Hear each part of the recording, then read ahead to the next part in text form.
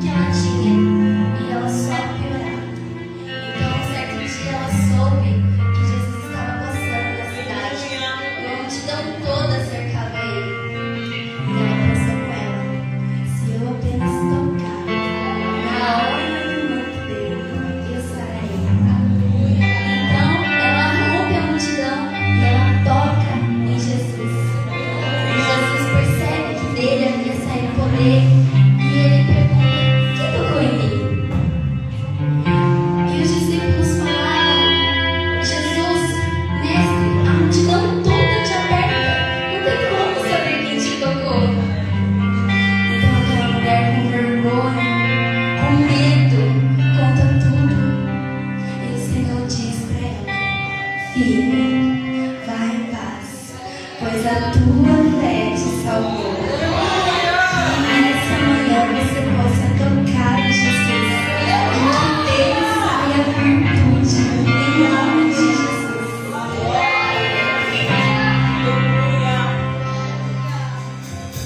Com olhar apaixonado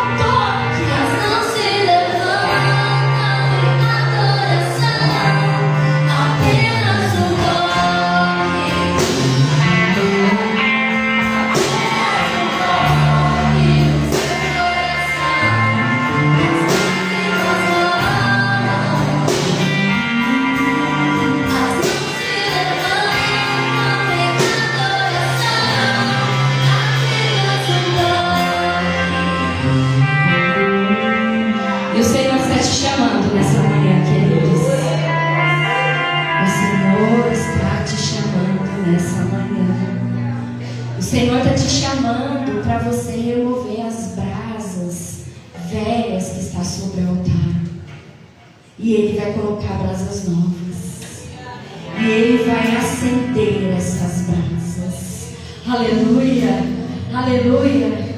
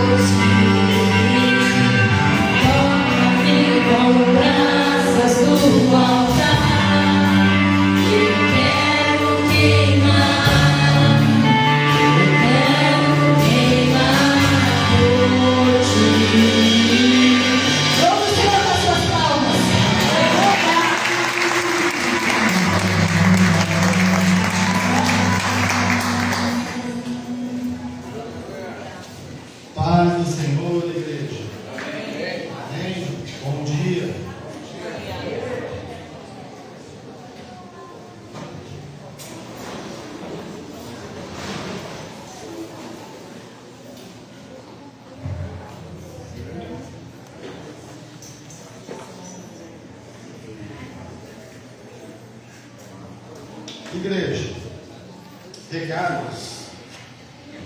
O presbitério tem um compromisso hoje, 17h30. Amém? Amém. Só o presbitério aqui na igreja. Recados, terça-feira, ainda estamos de férias da imersão. Amém? A vossa não viu que hora que vai ser? 5h30. 17h30. 17h30 aqui na igreja. Imersão de férias. Quarta-feira temos homens, amém? Amém. 19h30 aqui na igreja, Diego.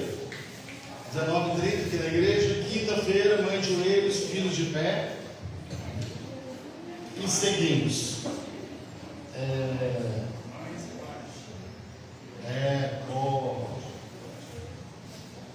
O culto de quinta é pais e mães de joelhos, filhos de pé. É importante que os pais também estejam aqui orando pelos filhos, né?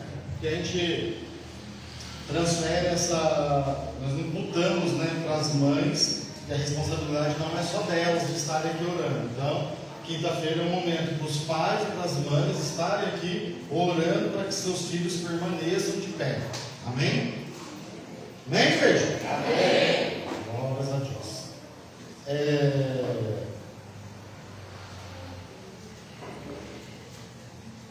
Eu queria que você segurasse o seu envelope com o seu dízimo, com a sua oferta.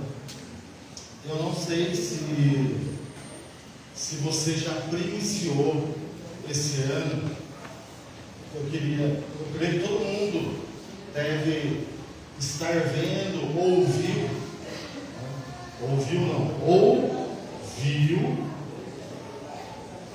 que todo ano na igreja da Mevan, o apóstolo Zermini, ele fica 7 dias dentro da igreja e eles fazem culto de primícias.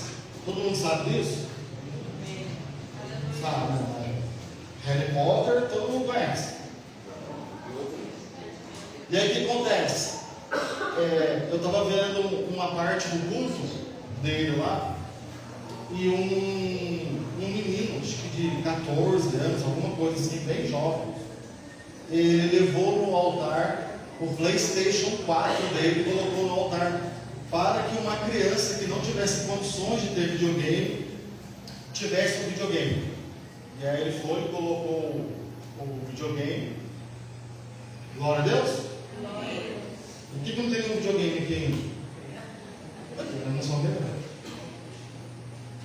E aí o apóstolo Zermini estava falando, o pai desse menino, no ano passado, no culto em 2025, no começo do ano, o pai dele deu o carro no altar para uma família que não tivesse carro, pudesse andar de carro. E aquela família andou o ano todo de Uber. O ano todo de Uber. Mas não é que eles deram o carro e foram lá e compraram outro. Não foi isso. Eles entregaram o carro no altar e andaram de Uber. Então, em 2025, o pai entregou o carro no altar. Em 2026, o filho entregou o videogame no altar, o PlayStation 4. Não é qualquer videogame, o PlayStation 4. Então aí, gente. E naquele culto, 2 pessoas ofertaram na vida daquela família 2 carros. Eles entregaram o carro e o videogame e saíram do culto com 2 carros. Um dos carros foi um Jeep Compass 2017. Para vocês terem ideia, gente, quando nós colocamos no altar, quem garante o altar não sou eu, não é a apóstola Flávia, não são os pastores, é Deus. A obra é dele para ele. Nós precisamos ter essa consciência. Primícia é um fundamento bíblico. Você precisa praticar a primícia. Primiciar, nós estamos em janeiro, o primeiro mês do ano. E Romanos vai dizer que quando os primeiros frutos são abençoados, todo o restante é abençoado. Quando a primeira parte da massa é abençoada, todo o restante é abençoado. Então, nós precisamos entender que esse mês é um mês de você ter o resto do ano abençoado. E nós pensamos em tudo. Passeio, viagem, todo mundo. Não estou criticando isso não. Mas esquecemos de um fundamento que pode nos abençoar o ano todo. Então, eu estou compartilhando com vocês. Você que tem dúvida, procure seu pastor ou a sua pastora, que ele vai explicar para você, porque nós temos esse hábito de viver esse fundamento. Eu, em janeiro, eu estava desesperado, eu marquei 2 vezes com a bênção e não deu certo. Aí ela veio na igreja orar, tivemos um momento, eu e ela, eu vim aqui para entregar a primícia para ela. Eu precisava estar com você para entregar a primícia. Era a primeira coisa que eu queria ter feito na virada do ano, entregar a minha primícia. Por quê? Para que o restante da massa fosse abençoado. Está na palavra, gente, não é invenção, está lá em Romanos. Romanos diz isso. Então, esse mês de janeiro é o mês que você pode abençoar o restante dos meses. Amém, igreja? Então, baseado na palavra, você que ainda não pratica esse fundamento, não vive essa experiência, é tão interessante que Deus fala disso lá em Malaquias 3:10. Cara, faça prova de mim. Faça prova. Experimente fazer prova do altar. Eu tenho muitas experiências, muitos testemunhos para contar para vocês de investir no altar, de semear no altar. E eu tenho colhido essas bênçãos. Eu posso falar para vocês que eu tenho colhido. Só que nós precisamos entender que existem vários tipos de sementes. Se eu não me engano, você planta uma semente de alface num dia, no outro dia você está colhendo alface, ou dentro da semana, alguma coisa assim. Dependendo de outras árvores, demoram 100 anos para dar fruto. Então a semente depende. Não é tudo que você vai fazer que no outro dia você vai colher. Essa família ficou 1 ano andando de Uber, só que depois ela colheu 2 carros. Então nós precisamos. Qual que é a minha ideia? Quando eu ouvi isso, quando eu estava assistindo ao culto, vendo isso, eu falei para Deus: Deus, eu não quero só dar testemunho deles, eu quero dar o meu testemunho, eu quero viver isso. Então foi isso que eu orei, para que eu possa contar para vocês, compartilhar todas as bênçãos que Deus já fez. Então, igreja, não queria que você segurasse o seu envelope.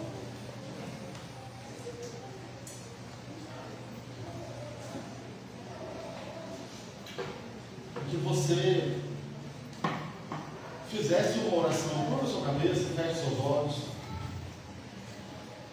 Eu queria que você entendesse nessa oração, que você orasse comigo, mas não precisa ser em voz alta. Senhor, nós entendemos, Pai, que a contribuição financeira não é eu dar dinheiro. Senhor, nós entendemos, Pai, ou melhor, abra a nossa mente, Pai, para que possamos entender que esse momento eu não estou dando, eu estou recebendo. Porque tudo que eu semeio, eu vou colher, porque está escrito na Tua palavra, e nós vivemos de acordo com a Tua palavra. Pai, e rendemos graças pela oportunidade de vivenciarmos janeiro, Pai, que é o primeiro dos meses, Pai. Ou seja, janeiro é a primícia do ano, e que nós possamos aproveitar essa janela aberta no mundo espiritual e termos essa liberdade, Pai, ou melhor, essa oportunidade de primiciarmos, Pai, para que possamos desfrutar daquilo que a Tua palavra garante, que o começo da massa abençoado, todo o restante também já está. Então tudo que você recebe em janeiro, o seu restante de ano já foi abençoado. Significa que não precisaremos fazer? Não, porque a palavra diz que quanto mais eu semeio, mais eu colho. Eu não estou falando de quantidade, eu estou falando de bênção. A bênção é declarada, é liberada em janeiro. Por isso que nós, Pai, lhe rendemos graças por ter esse entendimento e aproveitarmos esse mês para que tenhamos o restante de ano abençoado. Em nome de Jesus, Pai, eu quero declarar abençoado o dízimo, a oferta e a primícia de cada um dos teus filhos e filhas, para a honra e glória do teu nome, em nome de Jesus. Amém e amém. Pode trazer, igreja.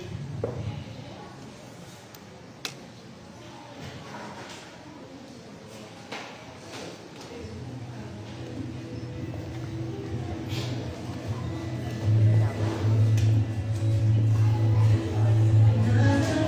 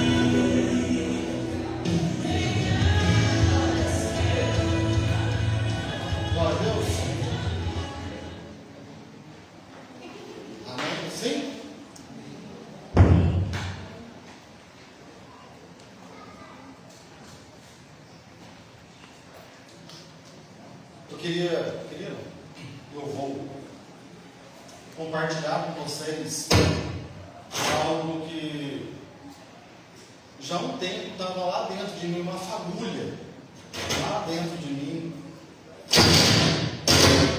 E o que é para fazer? Para eu falar ou para cá? Ah, de quem que é a culpa?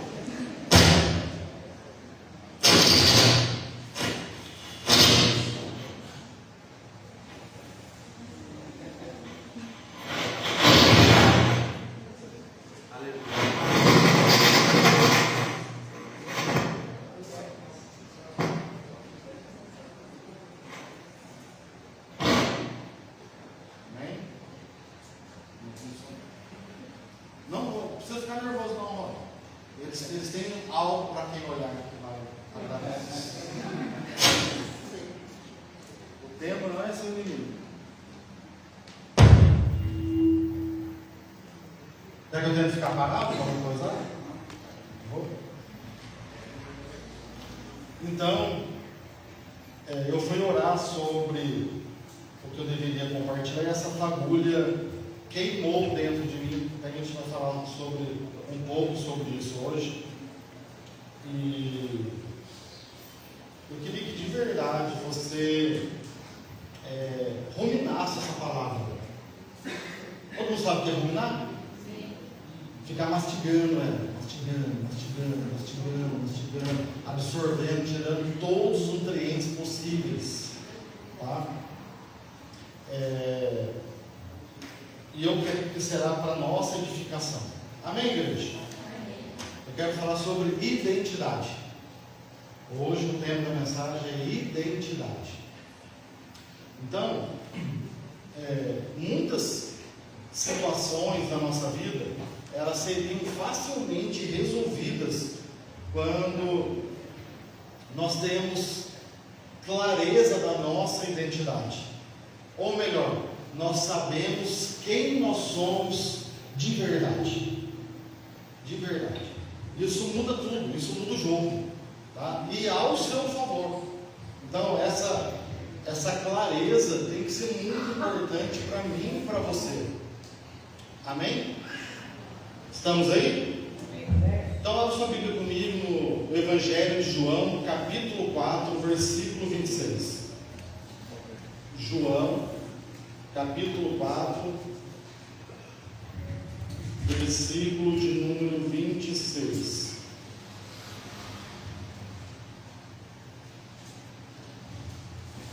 Hoje eu vou usar a NVI. Tá bom, Zé? Hoje eu vou usar a NVI.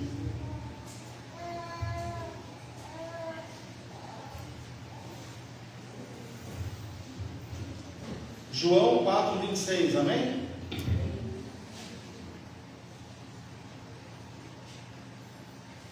A Bíblia diz assim: então Jesus declarou: eu sou o Messias, eu estou falando com você.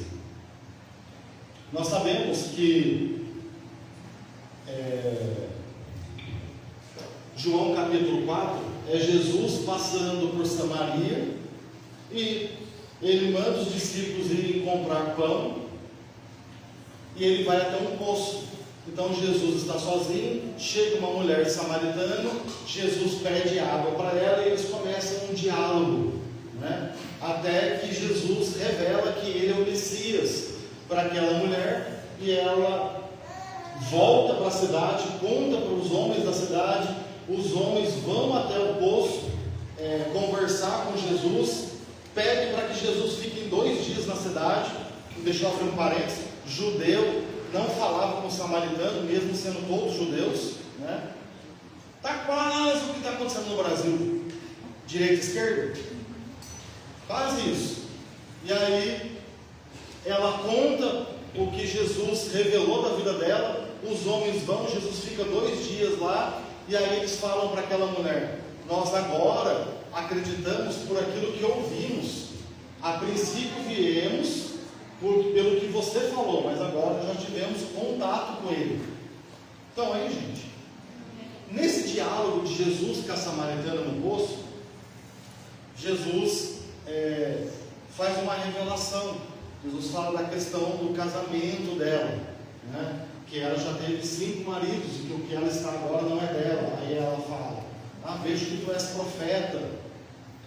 E aí eles começam um embate teológico, né? Se dá para discutir com Jesus sobre lugar de adoração, né? Samaria, Jerusalém, enfim. E Jesus fala para ela: mulher, pede da água de mim, eu sou a fonte da água viva. E aí ela fala para ele: mas eu não tenho nem balde para puxar água do poço. Por que eu estou fazendo essa introdução? Porque muitas vezes Deus quer nos levar a outro nível de compreendimento, de entendimento, de vivência espiritual, e nós preferimos ficar no raso. Ela tem coragem de falar para Jesus: cara, você vai tirar água do poço como? Você não tem nem balde. Ela está falando para Jesus: se tem alguém aqui que pode oferecer, sou eu, porque eu tenho balde, eu estou com um cântaro. Jesus está falando: mulher, eu estou falando de outras coisas. Eu estou falando de adoração em espírito e verdade. Eu estou falando de onde virá a salvação, que são dos judeus, porque está escrito. Eu estou falando da sua vida. Eu te acabei de conhecer, e eu sei de toda a sua caminhada, porque eu sou o Messias. Aí, em um determinado momento, ela fala assim: nós também esperamos o Messias, sabemos que o Messias há de vir. E aí ele fala, João 4:26, eu sou o Messias. Deixa eu explicar uma coisa para vocês. Aquela mulher, ela estava completamente perdida, porque ela fala assim para Jesus: se o Senhor me der dessa água que não gera mais sede, eu não preciso mais ver esse poço a essa hora. Precisamos entender o contexto. Aquela mulher estava no poço próximo à hora do almoço, por isso que os discípulos foram comprar comida, foram comprar marmitex, porque já era a hora do almoço. E as mulheres direitas, vamos dizer assim, elas buscavam água pela manhã, que era mais fresco, e para ter água para o dia todo. As mulheres que eram consideradas impuras, elas não podiam andar junto com as outras, então elas tinham que ir no horário separado, que era o horário do almoço, meio-dia aproximadamente. O sol estava a pino e não teria outras mulheres que se contaminariam com ela, por isso que ela estava ali naquele horário. Então ela fala para Jesus: me dá dessa água para que eu não precise voltar mais aqui no poço, porque é um horário inóspito e é um horário de vergonha, porque todo mundo sabe que quem vem buscar água nesse momento do dia é porque tem algum tipo de vergonha, carrega algum tipo de vergonha. Só que Jesus estava ali, naquele momento, naquela hora. E é sobre isso que nós vamos falar nessa manhã. Aquela mulher estava completamente perdida na vida, completamente perdida na vida, no entendimento dela, na razão dela e principalmente nas escolhas dela. Só que Jesus não. Jesus tinha clareza da identidade. Então, quando ela fala para Jesus: o senhor sabe que um judeu não fala com um samaritano? E aí Jesus responde: mas você não sabe quem está falando com você. Você está perdido, ele não. Pelo contrário, é por isso que ele declara em João: eu sou o caminho, a verdade e a vida. Ninguém vai ao Pai senão por mim. Se tem alguém que não está perdido e que tem clareza, é Jesus. E aquela mulher completamente perdida nas razões dela, nos ensinamentos dela, naquilo que ela ouviu de outros, ela questiona Jesus. Só que Jesus tem a clareza de quem ele é. E ele declara: eu sou o Messias. Esse que fala com você, esse que vos fala, é o Messias. Então, o primeiro ponto da nossa vida, para que a nossa vida vá bem, é identidade. Quem é você? Quem é você? E aí eu quero trazer alguns apontamentos para Jesus, para vocês terem ideia. O primeiro que nós falamos foi Jesus falando dele: eu sou o Messias. Ou seja, eu sei quem eu sou. Ponto. A mulher samaritana estava perdida, mas ele não. Ele sabia o que ele estava fazendo, tanto é que antes dele ir, ele disse para os discípulos: é necessário que passemos por Samaria, porque o judeu não entrava em Samaria, era obrigado. Então, Jesus sabia do que ele tinha que fazer, como ele tinha que fazer. Por isso que era necessário ele passar por lá, porque ele ia encontrar aquela mulher. Ele tinha clareza do propósito dele, da identidade dele. Nenhum judeu vai lá fazer isso, mas eu não sou. Eu sou judeu, mas não sou como os judeus. Eu sei quem eu sou nele. Então aí, gente. Então Jesus declara: eu sou o Messias. E Marcos, capítulo 1, versículo 11, Deus fala de Jesus. Jesus termina de ser batizado, vem uma voz do céu, essa voz é a voz de Deus, e fala: esse é meu filho amado.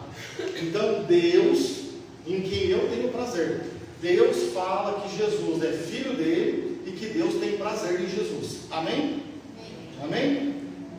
Em João 1,29, Jesus está passando, e João Batista faz uma declaração: eis o Cordeiro de Deus que tira o pecado do mundo. Então, Jesus, para João Batista, era o Cordeiro de Deus, que tira o pecado do mundo, tem esse poder de tirar o pecado do mundo. Em Isaías 9, Isaías tem uma visão profética do futuro, e ele vê o nascimento de Jesus, e Isaías faz uma declaração: ele será maravilhoso conselheiro, Deus poderoso, Pai eterno, príncipe da paz.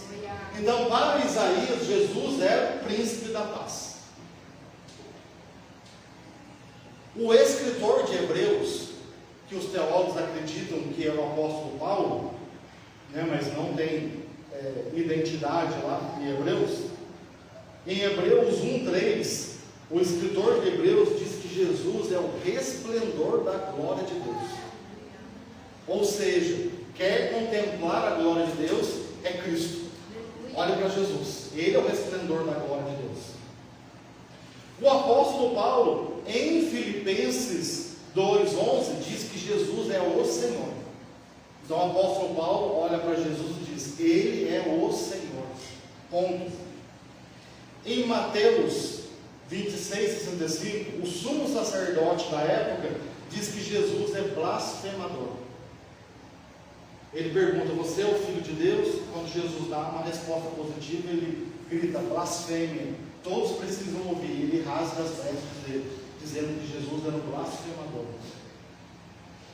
Em João 1,46, um dos discípulos de Jesus, ou melhor, um dos que seria discípulo de Jesus, chamado Natanael, chama Jesus de coisa ruim. Como assim? Eles vão apresentar Jesus e fala: Jesus de Nazaré. E Natanael fala: uau, pode vir alguma coisa boa de Nazaré? Se não é bom, é? Então ele está falando isso daí. Não pode ser bom, porque de Nazaré não vem nada bom. Se ele veio de Nazaré, ele é ruim. Então Natanael, um dos que seriam discípulos de Jesus, chamou Jesus de ruim, porque é o contrário de bom. Vocês estão aí, igreja? Olha quantas informações temos de Jesus. E eu estou simplificando, não dá para falar todos aqui. Jesus fala que ele é a porta. Enfim. Onde eu quero chegar? Nós temos muitas informações de pessoas ao favor, de pessoas contra, inclusive na pessoa de Deus, falando que era Jesus. Amém? Amém? Só que isso não te define. O que define foi o que Jesus sabia que ele era. Porque essa informação não vem daí de dentro, essa informação vem de lá. Jesus não falou: eu sou o filho amado de Deus. Em qual momento Jesus fala isso? Qual momento que Jesus replica o que ele ouviu no batismo? Quando perguntasse: você é quem? Ou ele fosse se identificar. Em nenhum momento ele falou: eu sou o filho amado do Pai, em que ele tem prazer em mim. Em nenhum momento Jesus falou isso. Jesus sabia que o Pai pensava isso dele. Isso é muito importante, saber o que Deus pensa a nosso respeito. É primordial. Mas O que definiu a caminhada de Jesus foi ele entender a identidade que o céu deu para ele. Eu sou o Messias. E ninguém é o Messias por vontade humana, por posicionamento humano. Ele foi declarado Messias por uma vontade do céu, um decreto celestial. Então ele sabia que ele era filho de Deus, que Deus era o pai dele e que Deus o amava. Glória a Deus por isso. Muito importante. Só que o que definiu a caminhada de Jesus nessa terra foi a identidade dele. Eu sou o Messias. Amém ou não amém, igreja? Amém. Por quê? Porque é isso que define como você vai caminhar. Se Jesus não tivesse essa clareza, ele poderia ser um filho mimado. Hein, profeta Juliano? Eu sou um filho amado. Eu sou filho amado. Eu posso fazer o que eu quiser, porque eu sou filho amado. Certo, José? Eu sou filho amado. Mexe comigo para você ver. Nesse sentido, de coitadinho. Porque eu tenho um pai que me protege. Então, Jesus não andou nesse quesito. Jesus caminhou, viveu naquilo que Deus deu para ele, a identidade. Cara, você vai descer e você vai ser Messias. Por que eu estou falando isso? Porque ser o Messias incumbia responsabilidades. Ser Messias, pastor Rodrigo, incumbia, viu, pastora Thaís, coisas que ele poderia fazer e coisas que ele não poderia fazer. Então, ser o Messias, apóstolo, trazia para ele direitos e deveres diferentes de um filho amado. Entende, evangelista Marcelo? Ser filho amado me dá direitos e deveres. Ser o Messias me traz outros direitos e outros deveres. Então, nós estamos caminhando, pastor Marlene, muitas vezes como filhos amados de Deus, porque assim o somos. O Pai nos ama, só que o que define a nossa caminhada é a nossa identidade. É isso que nós precisamos entender, porque essa identidade que foi declarada para a sua vida é o que vai te dar norte, pastor Paulo. É ali que você vai caminhar, pastora Fabiana, seguindo os seus direitos e principalmente os seus deveres. Quando nós entendemos a declaração de Jesus, eu sou o Messias, hein, pastor Paulo? Eu sou o Messias, aquilo ali dava mais deveres do que direito para ele. Ele passou a entender que a missão dele era maior do que ele, pastor Paulo. Viu, 3D? E aí ele diz assim: eu não vim fazer a minha vontade, mas a vontade daquele que me enviou. Porque eu sou o Messias, eu tenho uma identidade.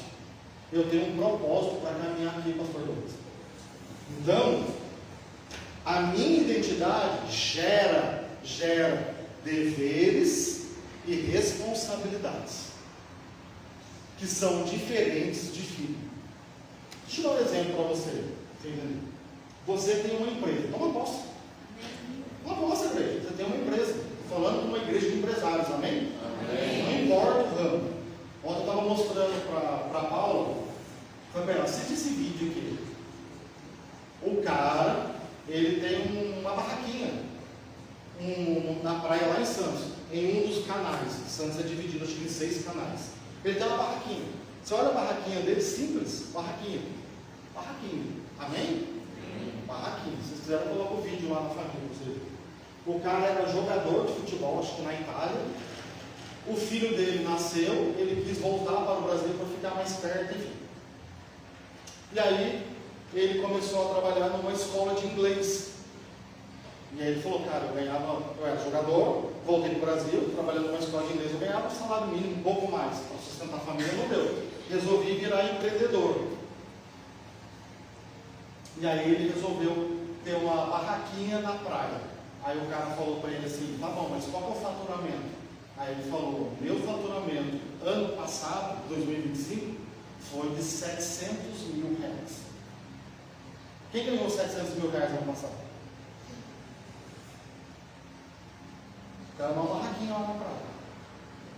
Aí ele falou, em 2026 eu vou chegar a 1 milhão. 1 milhão.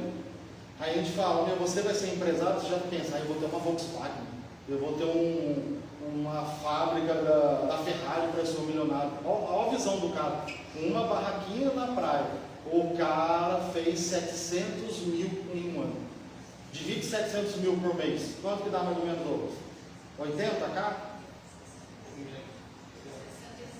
65 mil. Quem ganhou 65 mil por mês? Você consegue entender? E o cara foi para a praia vender porção, açaí, batido, vende tudo lá. Está lá na praia, ganhando 60 mil por mês. Aí eu falo, você vai ser empreendedor. Consegue entender? Deus pode multiplicar sobre a sua vida, fazer você explodir com coisas simples. Porque aí quando fala você vai ser uma empresa, a gente já pensa em coisas grandes, você é dono do shopping, dono da loja americana, dono da van. Glória a Deus, que assim seja. Mas o cara com um carrinho na praia fez 700k. Estão aí? Amém ou não amém? Amém. Então é sobre isso. É a sua identidade. O que foi declarado para a sua vida? Você sabe que você é filho de Deus. Amém. Glória a Deus por isso. Mas se eu me movo somente por ser filho de Deus, eu esqueço das responsabilidades do propósito da minha vida. Vou explicar uma coisa para você. Ser filho de Deus não é propósito para a sua vida. O propósito do seu filho é ser seu filho? É? Não, gente. Ele é seu filho, pronto, acabou. Ele não planejou isso. Não foi propósito para ele. Então, você ser filho de Deus não é o propósito da sua vida, é consequência da cruz. A cruz gerou essa paternidade para mim e para você. Glória a Deus por isso. Desfrute da paternidade de Deus. Amém. Amém. Glória a Deus por isso. Mas, cara, qual é o propósito? Porque o seu propósito, a sua identidade, vai trazer a sua responsabilidade. Então, enquanto, a Bíblia diz que enquanto os discípulos iam descansar, viver a vida deles, Jesus ia para o monte orar. Por que Jesus ia para o monte orar? Porque ele era o Messias. Ele não podia errar, ele não podia vacilar, ele não podia pecar, porque qualquer pecado, o mínimo que fosse, quebraria o propósito dele de ser o Messias. Ele não poderia ir mais para a cruz, porque o propósito, a identidade do Messias era terminar na cruz. Começava em Maria e terminava na cruz. Então ele não poderia errar 1 milímetro. E para que ele não errasse e ele vivesse o propósito, a identidade dele, enquanto todo mundo ia descansar, ele ia orar. Ele ia orar. Várias vezes Jesus ia para o monte sozinho orar. Ele não desconectava da identidade dele. Ele estava sempre ali na identidade dele. Estão aí, igreja? Amém? Então, é importante que as pessoas falem bem da gente? É importante. Você vai agradar todo mundo? Não vai agradar todo mundo. Entenda isso. Pessoas vão falar mal de você. E está tudo bem? Está tudo bem. Vocês vão entender. Vocês vão entender que está tudo bem. O que não está tudo bem é você não ter clareza da sua identidade. O problema não é o que as pessoas falam de você, bem ou mal. O problema é você não ter clareza da sua identidade. Essa é a questão. Qual é a sua identidade?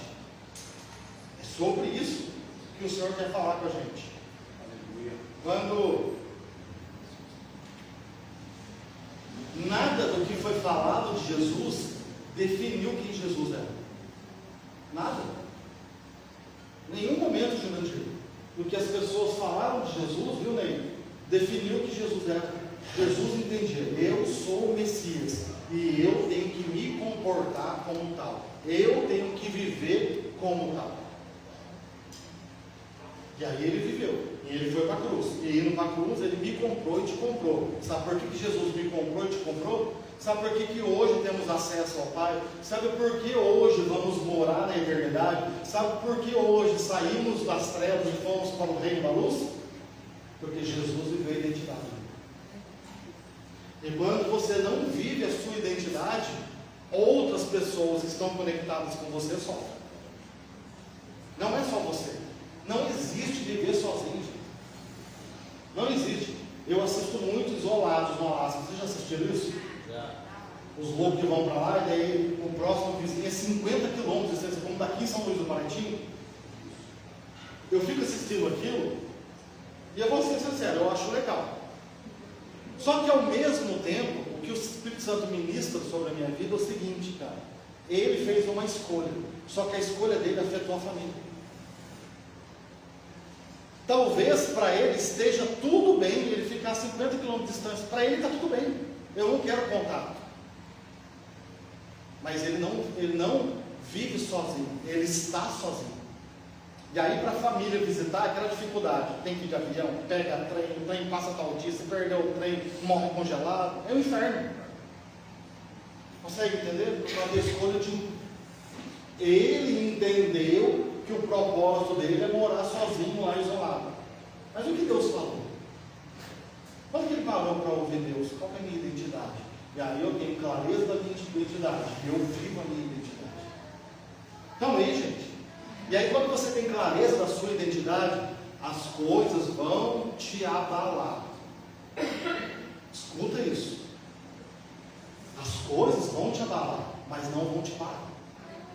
Em nenhum momento você para pelo que os outros se posicionaram contra você. Te abala. É fácil? Você não fica triste? Claro que fica. Todo mundo aponta você, todo mundo fala de você alguma coisa, bom ou mal, e para você é indiferente, você é psicopata.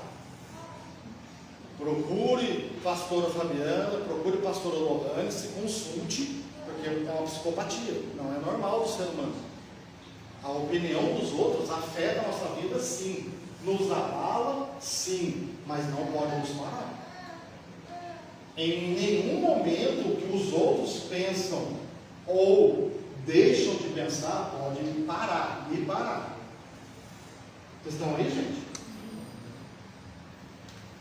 Então Jesus declara: eu sou o Messias. A palavra Messias significa o ungido. O que significa ser ungido? Ungido significa ser separado por Deus para uma missão especial. Então ele tinha clareza da identidade dele. Qual que era a identidade de Jesus? Eu fui separado por Deus para uma missão especial aqui na terra. E essa missão só eu posso fazer. Então eu tenho que me portar de acordo com a minha missão. O problema é que nós estamos nos portando como filhos mimados de Deus. E deixando a nossa missão de lado. E aí tudo nos abala. Tudo faz com que a gente pare. Só que, cara, eu tenho uma identidade. Qual é a sua identidade? Qual é a sua identidade? Gente, vontade de desistir todo mundo tem. Isso é normal do ser humano. Você já carrega isso. Faz parte desistir. Mas o desistir está conectado com a sua identidade? Está lá, faz parte da sua identidade? Não faz. Não faz. Não faz parte da sua identidade.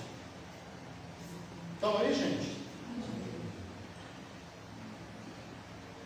Tem uma pergunta que eu estou fazendo, acho que vou deixar para o final. Essa pergunta é violenta. Deixa eu trazer para você, se a gente pode falar um néctar da mensagem. Haja clareza para você de tudo que a gente está falando. Os evangelhos, eu quero falar de Lucas, capítulo 22, versículo 47, é uma passagem conhecida, quando Judas beija Jesus, traindo Jesus. Todo mundo sabe disso, amém? Que Judas traiu Jesus com um beijo, amém? Amém, igreja? Amém. Só para vocês acordarem. E o que acontece? Nesse momento,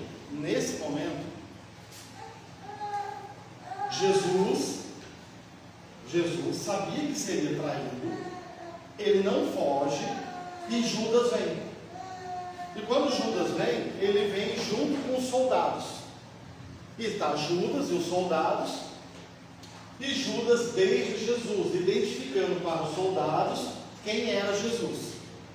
Amém? Está na sua Bíblia assim? Glória a Deus. E aí Jesus faz uma declaração que para mim é até poética. Ele fala para Judas: meu amigo.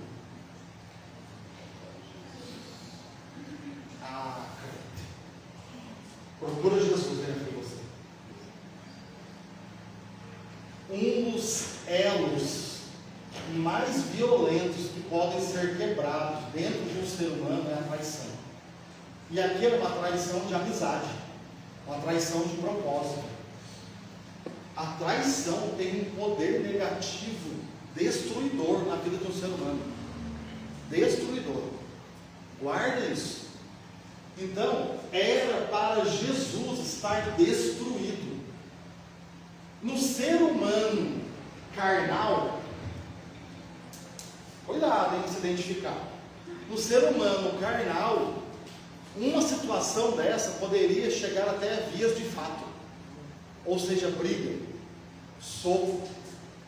Em outras situações, quebra de vínculo, quebra de laço.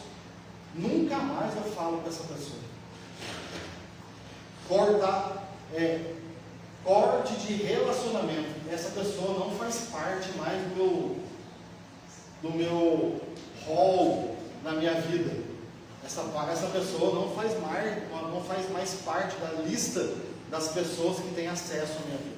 Estou mentindo ou estou mentindo? Sim ou não? Aí Jesus olha e fala: meu amigo. Por que Jesus falou meu amigo para quem estava traindo ele? Por causa da clareza de identidade. Eu sou o Messias e ele é isso que ele quer ser. Eu sou Jesus e ele é o Judas. Ele escolheu ser assim e eu escolhi viver o que Deus tem para mim. Então eu consigo chamar ele de meu amigo, eu consigo conviver com ele, mesmo ele tendo me ferido. Por quê? Porque a ferida que ele causou não me para. Por quê? Porque eu tenho clareza da minha identidade. Esse é o problema meu e seu. Esse é o nosso problema. Quando nos falta clareza da identidade de quem nós somos nele, nós queremos cortar relacionamento. Gente, crente brigando com crente por causa de um bom dia atravessado. Uma paz do Senhor que não foi dito, um convite que não foi feito. Pelo amor de Deus, gente. Quantas vezes tiveram festa e Jesus não foi convidado? Só porque ele era Jesus. Quantas festas tiveram e os discípulos de Jesus não foram convidados? Porque eram discípulos de Jesus. Só por causa disso. Só por caminhar com Jesus, eles foram excluídos. Então, quando Judas beija Jesus, Jesus fala para ele: meu amigo, me trai com um beijo. Gente, Jesus não gritou, não revidou, não virou para os outros e falou: está vendo? Olha quem Judas é, investi minha vida nele, olha o que Judas está fazendo comigo. Jesus conseguiu chamar o seu traidor de amigo. Jesus apontou para Judas aquilo que Jesus é: eu sou seu amigo, eu continuo sendo seu amigo, você que decidiu não ser. Deixa eu explicar uma coisa para você. Aquela declaração foi tão forte para Judas, que Jesus estava dizendo o seguinte: cara, eu ainda continuo aqui, eu continuo aqui. Só que Judas vivia na carne, e quem vive na carne sabe o que faz? Se afasta. Gente, não é fácil, mas é uma verdade. Judas se afastou de Jesus. Se afastou de Jesus, foi reclamar com o sacerdote. O sacerdote falou: meu, o que foi feito, foi feito. Ele volta e ele vai se enforcar, ele vai se matar. Porque essa é a característica de Judas, de não ter clareza da sua identidade, de viver na carne. Isso é Judas. A questão de ser Judas não é só ser o traidor, não é isso. A questão de ser Judas é aquele que se afasta, Quando a verdade é colocada, Jesus colocou uma verdade para ele: Judas, eu sou teu amigo. É isso, eu sou teu amigo. Só que aquilo doeu no Judas, a um ponto dele não conseguir voltar atrás. Por quê? Porque ele estava na carne. Deixa eu explicar algo para vocês, para a gente poder orar. Quem é pai e mãe aqui? Levanta a mão. Vocês vão entender com mais profundidade o que eu vou falar.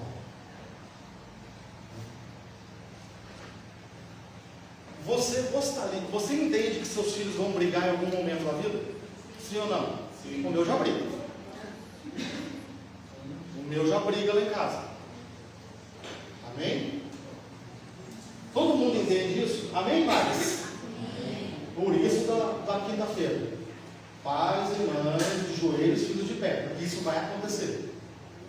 Alguns com uma intensidade maior, outros menor, mas vai acontecer, porque são seres humanos. Vocês não estão criando alienígenas. Faz sentido? Sim. Amém? Amém? Vão brigar. Glória a Deus por isso. Que assim seja. Eles são seres humanos. Eles estão aqui para viver essa humanidade. Amém ou não amém? Amém? Agora, você como pai, você gostaria que um virasse as costas para o outro e nunca mais falasse? Não. Você gostaria o quê? Que eles se entendessem. Faz sentido? Sim. Brigou, ficou um tempo tretado, agora se resolve. Nós somos o quê? Uma família. Nós vamos continuar na mesa.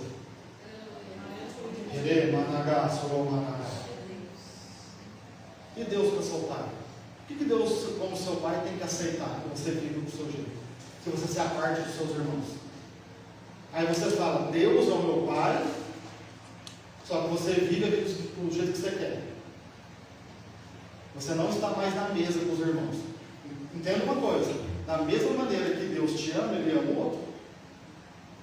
Eu escutei algo do apóstolo Cristiano lá da Petra, que eu nunca mais esqueci. Ele disse o seguinte: você está brigado comigo, apóstolo? Toda vez que você for nele, você vai me encontrar lá, porque eu também estou nele. Aleluia. Não tem como a gente fugir um do outro. Aleluia. Todas as vezes que você acessar o Pai, se prepare, você vai me encontrar lá, porque eu também vou acessar o meu Pai. Aleluia. Eu não vou deixar de acessar o meu Pai. Nós vamos se encontrar nele, você queira ou não. Mas não é melhor que a gente se encontre de boa? Porque nós vamos se encontrar com ele. Não tem como se afastar do Pai. A Bíblia diz em João, 1 João, capítulo 4: aquele que diz que ama o Pai, mas odeia o seu irmão, é mentiroso. Aí você vai em Apocalipse, capítulo 21 ou 22, se eu não me engano, e diz assim: tem uma lista: os mentirosos não herdarão o reino do céu. E por que tem esse afastamento? Porque não existe clareza de identidade. Jesus não se afastou de Judas. Jesus serviu a ceia para Judas. Jesus estava na mesa com Judas. Judas escolheu viver do jeito dele, e Jesus escolheu viver do jeito que o Pai tinha para ele. São coisas diferentes, gente. Quando você escolhe viver o que Deus tem para você, ninguém sai da sua mesa. Ou melhor, você não tira ninguém da sua mesa, a pessoa que sai. Você não exclui, é a pessoa que não aguenta. Por quê? Porque a pessoa escolheu viver do jeito dela, e você escolheu viver do jeito de Deus. Ela vai inventar um monte de desculpa, mas quem saiu da mesa foi ela. Quem saiu da mesa foi Judas. Jesus fala para ele: eu quer fazer? Vai e faça o que você tem que fazer. Só que qual foi o chamado de Jesus? Todo mundo na mesa, eu vou dar as últimas direções, porque eu vou morrer. Só que Jesus não queria estar lá. E aí Jesus entende isso e fala: cara, faz o que você quer fazer. Presta atenção, você foi chamado a estar na mesa com Jesus, e Jesus vira para você e fala: faz o que você quer fazer. O que eu deveria querer fazer? Ficar na mesa até o fim. Judas levanta. Então não foi Jesus que escolheu Judas da mesa, ele que não queria estar ali. Você consegue entender? Ele que não suportou estar ali. Por quê? Porque Judas traçou os planos dele, e que Jesus estava vivendo os planos celestiais. Eu sou o Messias e eu tenho que me comportar como o Messias. Por isso que a Bíblia diz: a quem muito é dado, muito será cobrado. Você é pastor, você será cobrado como pastor. Converse com um pastor diferente. Pastor não tem a mesma atitude de ovelha. Você é pastor. A ovelha pode brigar uma com a outra, você não pode. Você tem que ser educado, você tem que saber como falar. Você é pastor, você é evangelista, você é profeta. Se porte com aquilo que Deus colocou sobre a sua vida. Recolha a sua insignificância e viva de acordo com a sua identidade. Ou fale: eu não vou ser como Judas fez, e vai viver do jeito que você quer.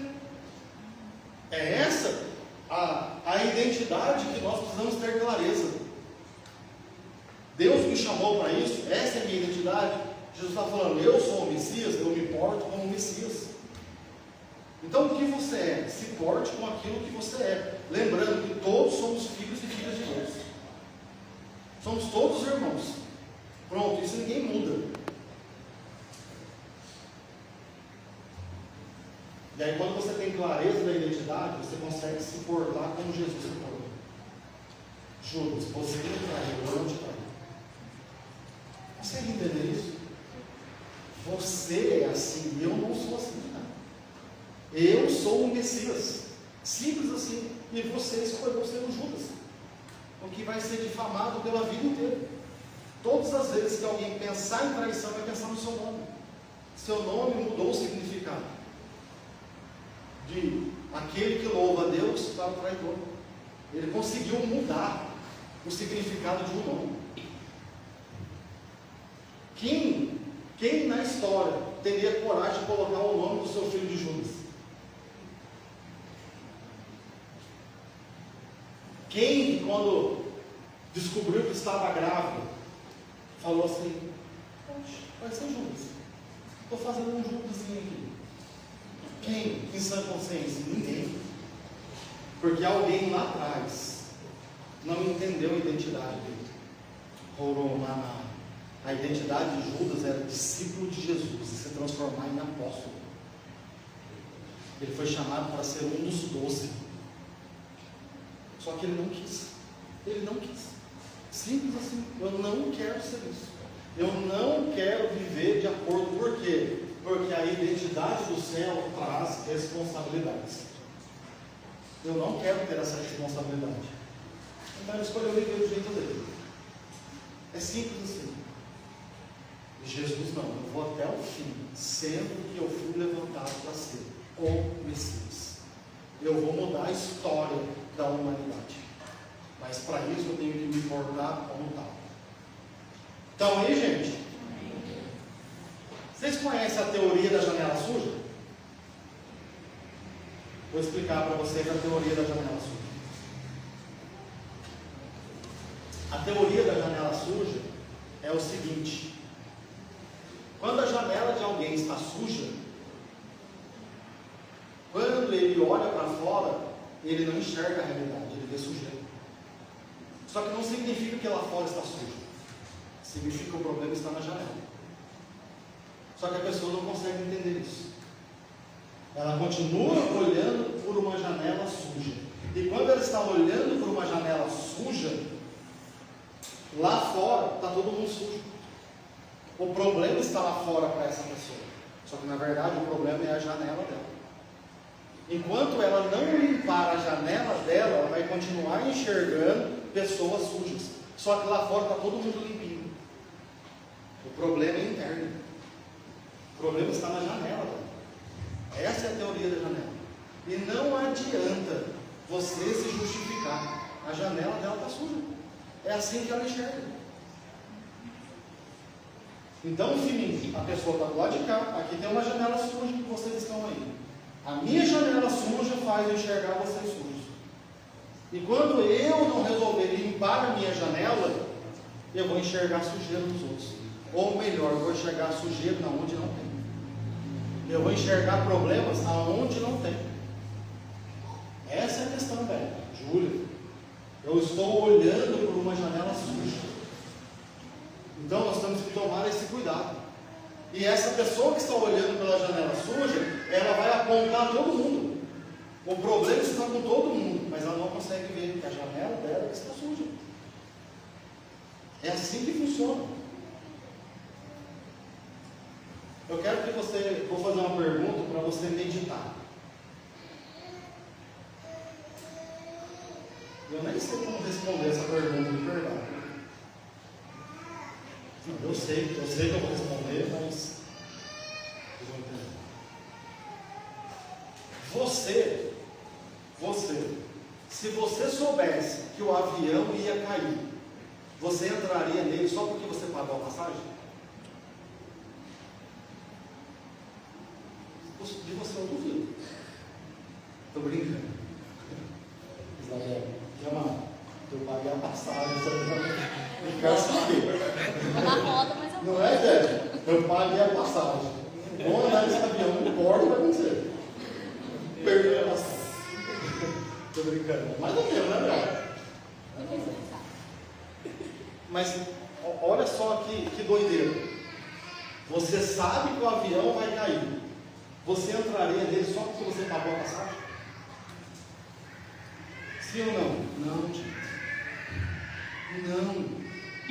Por que você está caindo na opinião por causa da opinião dos outros? Cara, aquele avião vai cair, Judas ia cair, Jesus falou, eu não caio com você. Eu vou para a cruz. E você cai com o avião, cara. Não foi porque, olha só, não foi porque Jesus investiu 3 anos e meio na vida de Judas. Não foi. Falou, cara, esse avião vai cair. Não é porque eu investi que eu vou cair junto. A janela dele está suja, o avião dele vai cair. Cara, eu continuo na minha identidade. Eu estou aqui. Meu amigo, eu estou aqui. Só que eu não caio junto com ele. Essa é a questão. O problema é que os crentes, um está caindo no outro. Está vendo que o irmão vai cair, vai lá e cai junto. É uma escolha, uma decisão. Cair. E eu quero contar uma história para vocês, para a gente orar. Tinha um rabino, todo dia tinha aula na sinagoga. Aí tinha a turma dele. E aí, num dia da aula, um aluno falou para o rabino: Rabino, eu tenho uma pergunta, mas é diferente de tudo. Eu posso perguntar? Aí o rabino falou: cara, aqui na aula você pode perguntar tudo que você quiser, não tem problema, pode perguntar. Aí ele falou assim: a barba do senhor é muito grande, né? Geralmente rabino usa barba grande. Ele falou assim: a minha dúvida é, quando o senhor vai dormir, a barba fica debaixo do cobertor ou em cima do cobertor? Aí o rabino riu, assim como vocês, falou: cara, nunca prestei atenção. Seguiu a aula. No outro dia, o rabino chega na sinagoga, enxerga o aluno de longe, chama o aluno e fala para o aluno: o quê? Aí o aluno chega e fala assim: cara, eu quero te matar. Aí o aluno fica assustado. Ele falou: tá vendo meu olho vermelho? Eu não consegui dormir a noite toda. Aí o aluno: mas por que, rabino? Porque eu fiquei pensando na sua pergunta. Então, eu colocava o cobertor por cima da barba, a barba me pinicava. Eu colocava por baixo, a barba pinicava aqui em cima. E eu fiquei a noite toda com a barba para cima e para baixo. E eu não consegui lugar para dormir com a barba. Ele falou: cara, eu pensei em tirar minha barba de manhã. Porque eu falei: agora eu não sei o que eu faço na minha barba, se ela fica debaixo do cobertor ou em cima do cobertor. Qual que é a moral da história? As pessoas trazem problemas que não são nossos. Até aquele dia a barba não era um problema. Aí alguém trouxe um problema para ele. E ele passou a conviver com aquele problema que não era dele. Consegue entender isso? Até quantos anos aquele rabino tinha barba e dormia todo dia bem. A partir daquele dia ele teve problema com o raio da barba, porque ele não sabia o que fazer, embaixo ou em cima do cobertor. Os dois jeitos pinicavam ele. Mas não era barba, a barba sempre esteve ali. O problema foi o problema que geraram para ele. Então as pessoas trazem problemas para a nossa vida que nos perturbam. deixasse crescer a barba e colocasse debaixo do cobertor, tá vendo? Mas não, o problema dele, do aluno, virou um problema com o rabino. E muitas vezes a gente traz isso para a nossa vida. Aquilo que é problema dos outros, questionamento dos outros, insatisfação dos outros, passa a ser o nosso problema. E aí traz perturbação para a nossa vida. E identidade. O rabino ia pensar, cara, eu sou rabino, eu tenho barba, tanto faz. Cobertor, você tem cobertor, um ar-condicionado, não importa, eu tenho que usar a barba, porque é uma prescrição da Torá. Simples assim. Identidade clara. Eu queria chamar vamos orar? Vamos cantar? Vamos adorar? Eu queria adorar, e eu queria fazer uma declaração e um questionamento profético para você, para a gente poder orar. Cadê a Lohane? Jô, pode ser o último? Não, precisa não, Diego, precisa não. Dá de saber. Eu pensei que a Lohane tinha dado outro comando. Olha só.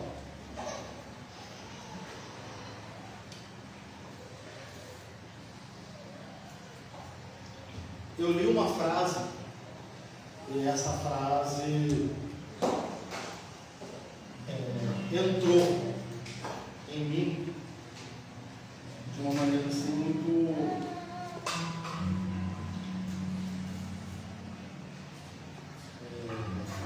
poderosa, se eu posso dizer. Essa frase, paga a luz do aí, pastor Paulo. Essa frase diz assim: eu estava queimando e você me culpou pela fumaça. Cara, quando eu ouvi isso mexeu comigo. Eu estava queimando. O que isso significa? Cara, eu estava vivendo a minha identidade de queimar por ele e Judas se incomodou. Alguém se incomodou com aquilo que eu estava vivendo, com aquilo que eu estava desfrutando, com aquilo que Deus estava me moldando para ser. Eu quero que você entenda, não importa se é igreja, ou melhor, é igreja, e aquilo que Deus está fazendo como Pai sobre as nossas vidas, infelizmente vai incomodar uns irmãos. Um ou outro vai ficar incomodado. Ainda estão em processo de maturidade. Enquanto eles não atingirem o nível de maturidade para se alegrar e queimar com você, ele vai culpar você da fumaça. Você precisa entender isso. Isso é uma realidade. Não tem como fugir disso. Isso é aqui, em qualquer lugar do mundo, em qualquer igreja do mundo. Você vai estar queimando na sua identidade. E aquele que não atingiu a maturidade vai questionar você da fumaça que você está fazendo. Mas cara, eu estou queimando.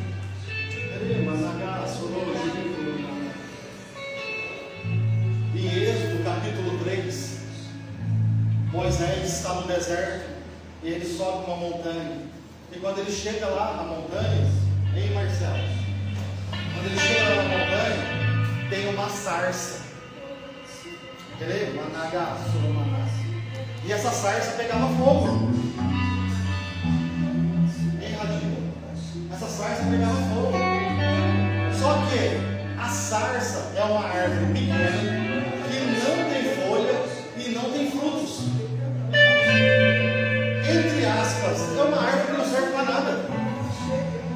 A madeira dela não serve para construir, não serve para nada a sarça.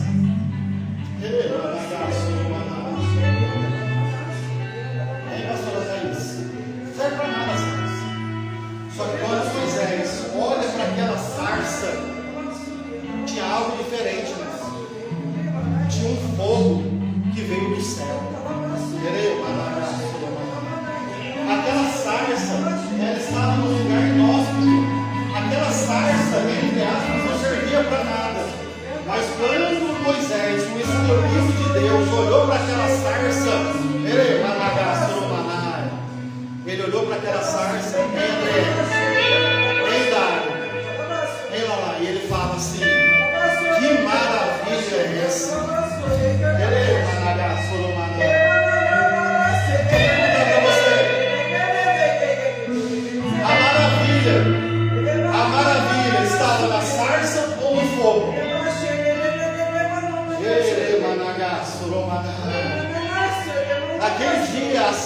estava vivendo a identidade dela. Aquela sarça, naquele deserto, naquela montanha, tinha uma identidade: queimar por Deus. Um dia Deus ia usar aquela sarça para impactar Moisés, para mostrar para Moisés: ei Moisés, eu tenho algo com você, assim como eu tenho com essa sarça.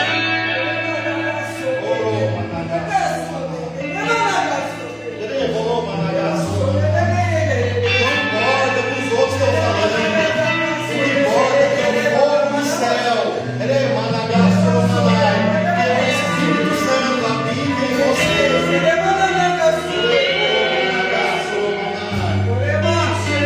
E a sua identidade é queimada. Você recebe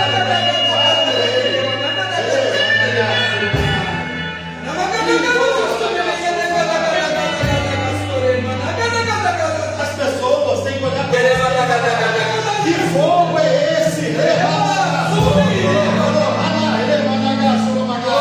Que fogo é esse?